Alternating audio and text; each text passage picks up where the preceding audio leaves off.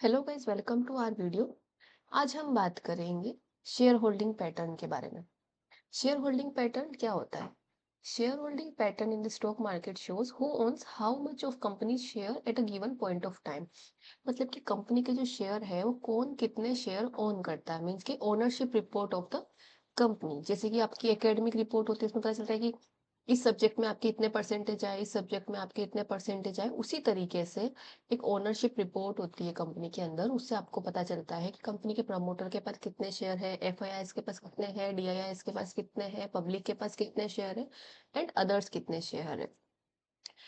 ये आपको हेल्प करता है कंपनी की स्टेबिलिटी को जानने के लिए।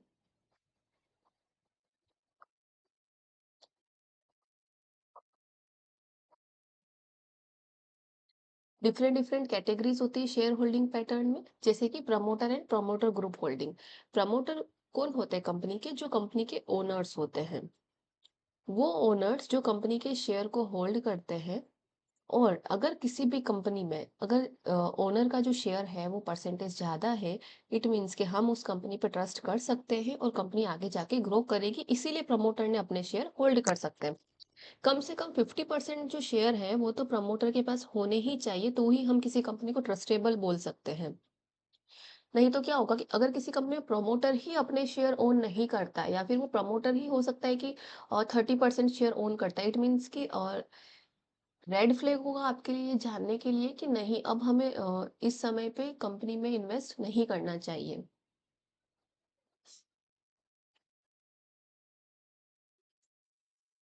नेक्स्ट है public share holding. Public share holding means के क्या होता है कि non promoters of the company, institutional, इसमें आते हैं इंस्टीट्यूशनल इन्वेस्टर, जिसमें mutual fund, foreign institutional investment, FII, जिसके बारे में हम आगे बात करेंगे। नेक्स्ट है insurance companies, bank, pension fund, ये सब इन्वेस्टर्स होते हैं जो कंपनी के शेयर को होल्ड करते हैं। नॉन इंस्टीट्यूशनल इन्वेस्टर होते हैं हाई नेटवर्थ इंडिविजुअल्स, कॉर्पोरेट्स और ट्रस्ट। नेक्स्ट है रिटेल इन्वेस्टर, जैसे कि हम लोग जो हैं वो रिटेल इन्वेस्टर होते हैं, जो थोड़े थोड़े शेयर हम कंपनी के खरीदते रहते हैं। हमें इंडिविजुअल इन्वेस्टर भी बोलते हैं। नेक्स्ट है government holding. Government holding means होता है कि कंपनी के जो शेयर है वो गवर्नमेंट के पास है, पब्लिक सेक्टर अंडरटेकिंग, मतलब कि वो कंपनीज जो गवर्नमेंट के अंडर में आती है। प्रमोटर जो है वो कंपनी की गवर्नमेंट है। बहुत सारे एग्जाम्पल होंगे, ऐसी बड़ी बड़ी कंपनीज होती है। अब हम बात करेंगे एफआईआईस एंड डीआईआईस के बारे में।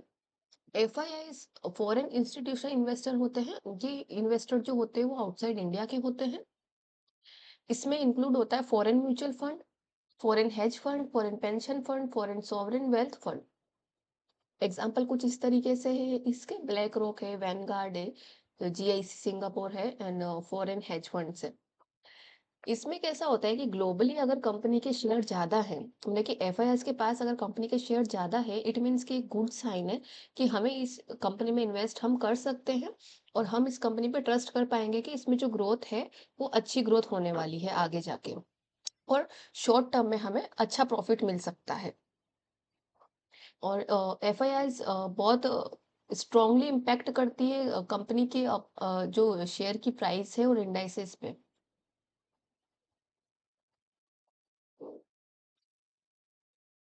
अगर कंपनी के जो एफआईआईस हैं वो शेयर अगर कम होते हैं, तो इससे पता चलता है कि कंपनी के अंदर अभी रिस्क होने वाला है। इस समय पे हम थोड़े से कंसर्न हो जाते हैं अपनी अपॉर्चुनिटीज के लिए, कि अब हमें हो सकता है कि आगे जाके ग्रोथ पॉसिबिलिटीज कम दिखे। नेक्स्ट हम बात करेंगे डीआईआईस के बारे में, डोमेस्टिक इंस्टीट्यूशनल इन्वेस्टर।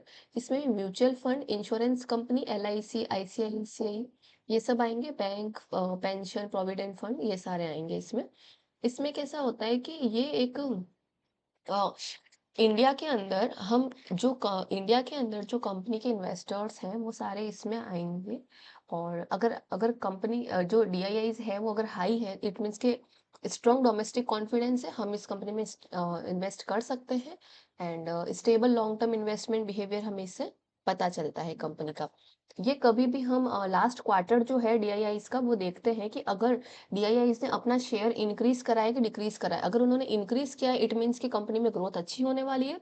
डिक्रीज़ किया इट मीन्स कि हो सकता है कि कंपनी की ग्रोथ अभी हो सकता है कि कम होने वाली है।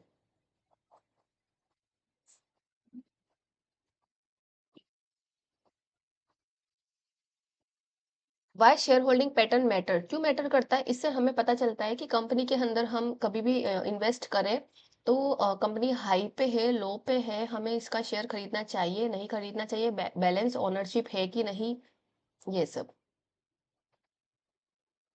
क्या-क्या चीज़ें हैं जो हमें ज़रूरी है देखना एक शेयर होल्डिंग पैटर्न में? कभी भी प्रमोटर का जो शेयर है वो फॉल नहीं होना चाहिए और heavy retail holding with no institutional interest का मतलब होता है कि अगर अगर रिटेल होल्डिंग बहुत ज़्यादा हो रही है, इट मीन्स कि कंपनी जो है आगे जाके हो सकता है कि इसका ग्रोथ धीरे-धीरे होगा या फिर बहुत लो पे आने वाला है। Frequent changes without clear business reason means कि अगर कोई सडन चेंजेस ऐसा आया है, कोई सडन ऐसी न्यूज़ आई है कि जिससे प्रमोटर ने अपने शेयर बेचना शुरू कर दिया है, तो ये भी हमें एक नेगेटिव साइन की तरह हम लेंगे। होप सो आपको ये वीडियो हेल्पफुल लगा होगा। Thank you for watching, like, share and subscribe.